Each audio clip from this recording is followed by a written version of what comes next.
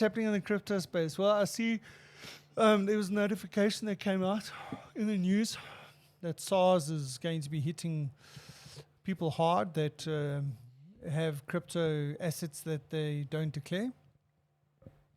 So they're going after them. Everyone. Well, I don't know about everyone, but I mean, it's just a point Gotta that start they're somewhere. making. Yeah. Yeah, you got to start somewhere. I think in UK I also saw the news during the week that the tax authority is going for one of the biggest Bitcoin exchanges in Europe, which is actually UK based. And I don't know what they're doing with it, like in terms of auditing it or something like that. But like there was a news article. Mm. So yeah, yeah. Look, I mean, I see that the. Do you think it's going to be a tendency like worldwide in terms of like guys going after the crypto assets? Well, look, the crypto assets, yes, because they obviously don't want people to evade tax, paying tax. Yeah, so they'll definitely go after them for that. So that's what SARS is doing. The Revenue Service is doing is they're going after the people that would have crypto assets that they are. But they can only go after the people for their crypto assets if those are basically hosted on the South African-based exchanges. They can't go after they can't go to the US exchange and say, guys, give us information on. Yeah. Right. That is correct, but at some stage in your life, you're going to say, I want to withdraw some of that crypto. And then they're going to ask you where that crypto came from. And then you're going to say, okay. And then they'll... Ukraine. Yeah. Look, I mean, the thing is, look, the reality would be that they could possibly get to a point where they'll make it illegal for you to have cryptocurrency as a South African citizen outside of South Africa. So it would have to be on a South African exchange or whatever. I don't know. That's not enforceable, though. Yeah, well... But I suppose it's the same thing as you having... Well, it will be enforceable when it gets to the point that these things are regulated by the financial federal bodies. Because, like the banks, if you've got money in an overseas account that you haven't declared, SARS can find out about it because they've got an agreement with these different countries. Yeah. So the moment that those countries start... About 120 different countries. Yeah. So the moment that those countries start regulating cryptocurrency in their thing, all of a sudden now someone like SARS would have visibility of that kind of stuff. Yeah. Potentially. Yeah. I would imagine. Yeah. I don't know. I must read up a little bit more about it and see what the implications are. Well... I suppose at the end of the day, pay your tax and you've got no problems. Yeah. But what I'm interested to know is, at what stage do you get taxed?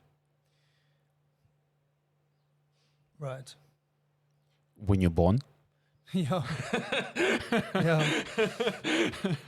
No. Well, because, the thing is, because what they're asking you to do is declare your crypto holdings, not only the profit that you made from crypto. They're saying that you need to declare your crypto holdings. Yeah. So, okay. So, yeah. Right. Okay, so they basically want to get to the same stage where they are with like the banks. They know exactly how much you have in the bank account. Yeah. I suppose so. So there's basically going the same route, but like trying to sort of like trying to get that like banking framework in the crypto space. Yeah. Is it an official form of recognition that the crypto is around to stay? Well, yeah, look, I think crypto's, the fact that Bitcoin's been around for more than 10 years, yeah, I would imagine that indicates that cryptocurrency is here to stay. And don't forget that Bitcoin theoretically doesn't have any other utility than store of value. Whereas when we go to the Ethereum network, there are actual products, if you want to call it that. It's got utility.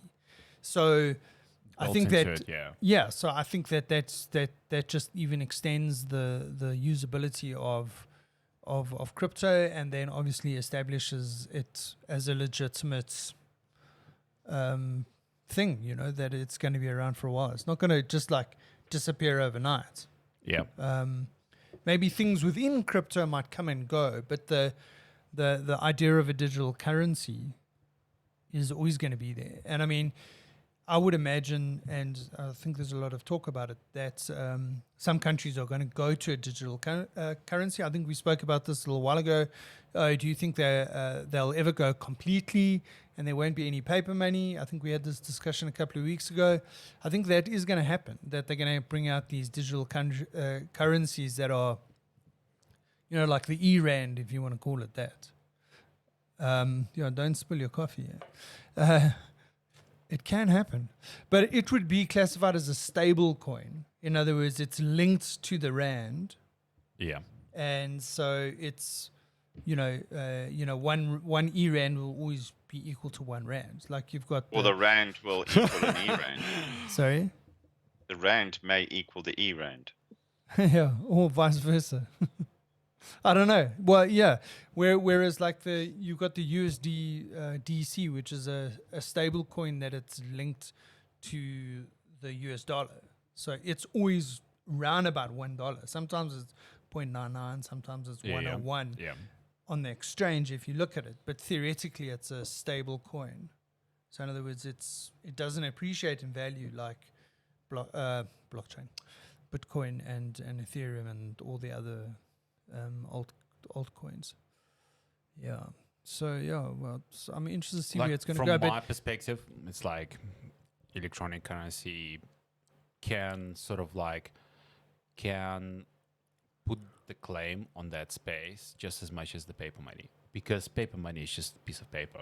It's not really backed by anything except for the market sentiments and how big your market is, because all the currency these days are market linked anyway. Yeah, they're not linked to the gold standard. Not linked to the gold standard. Yeah. You can basically go to reserve and say, okay, Yeah, give just me print some more money, dude. It's like everyone is using these fancy terms for printing more money. Quantitative easing. I was like when I first heard that term, I was like, what does that mean? It's like bullshit.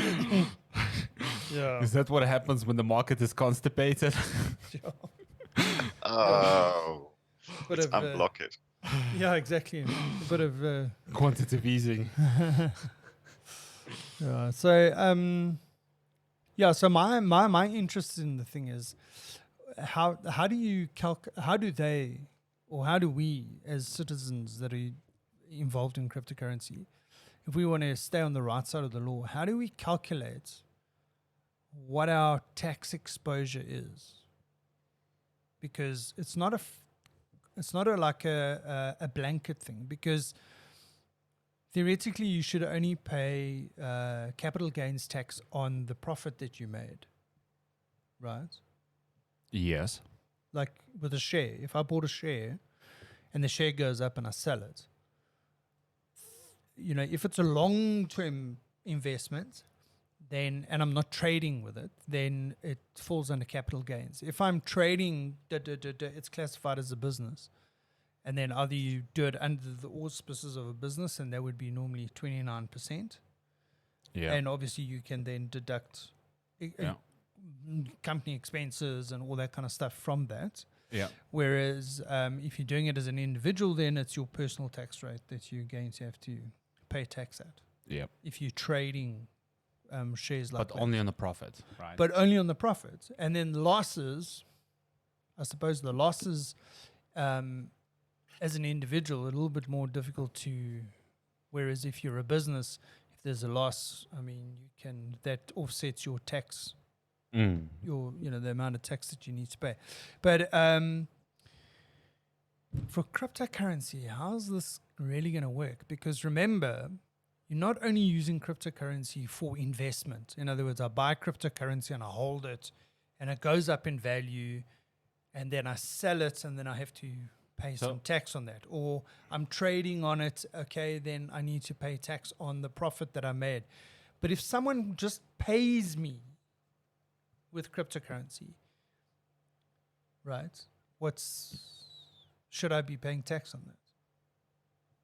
Because, like, if Revenue tax. Revenue, yeah.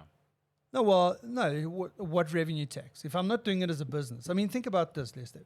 I go to the nursery as an example. It's probably a really poor example, but I go to the nursery, right?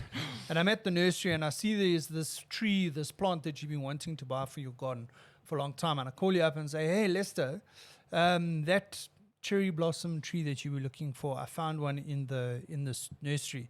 And you say, hey, listen, dude, buy it for me. I'll pay you back.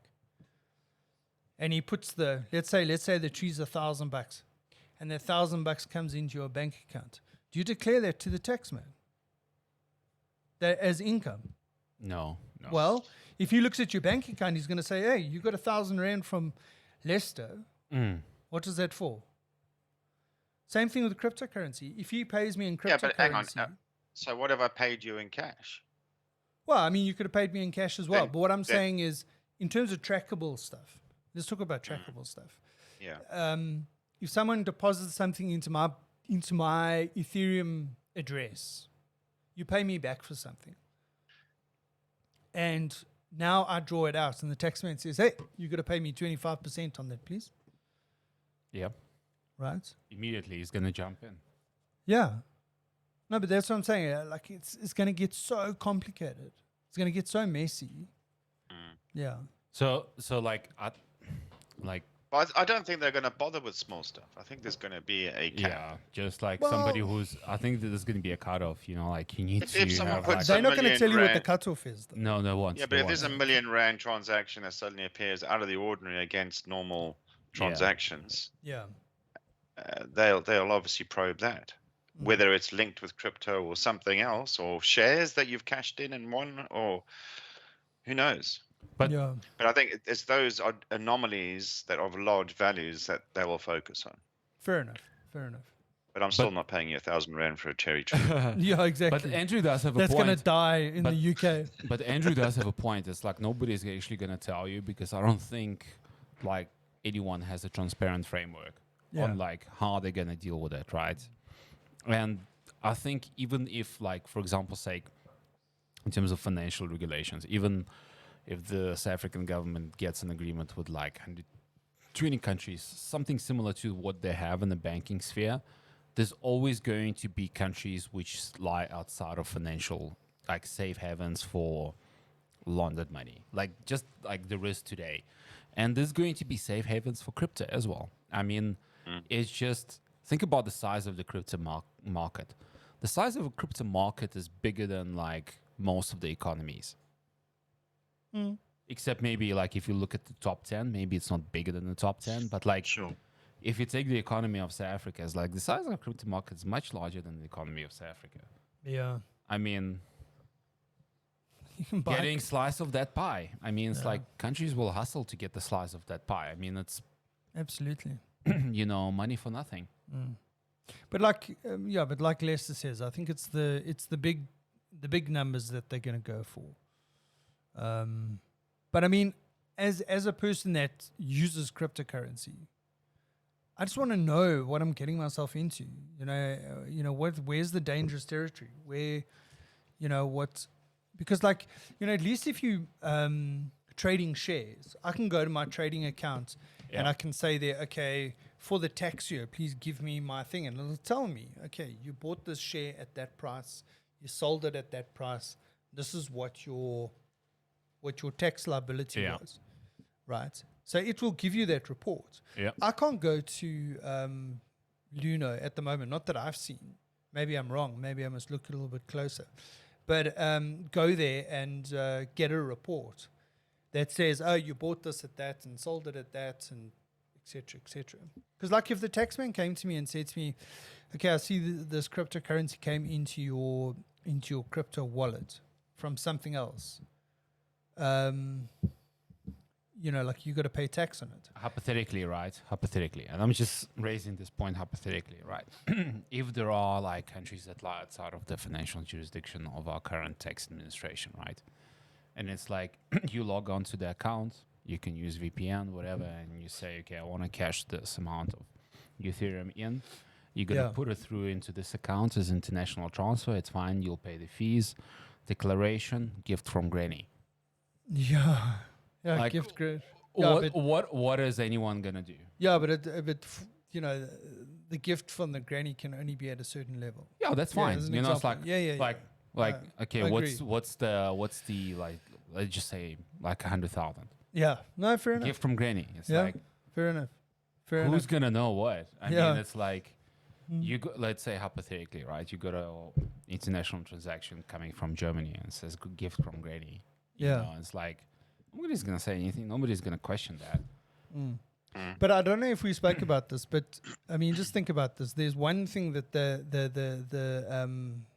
they've stopped allowing the South African banks. Well, they've told the South African banks they're not allowed to allow us. I think we spoke about this, to use our credit cards to buy cryptocurrency Yeah, yeah. on exchanges outside of South Africa.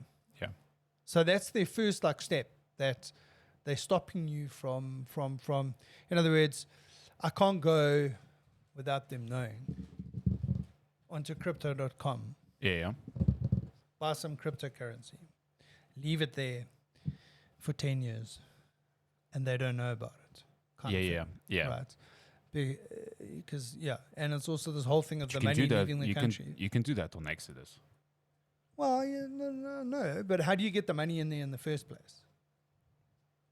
Good point. Yeah, there's the point. A good point. So you got to go and buy it on Luno and then transfer it from Luno. Now you've created a trail. Yeah.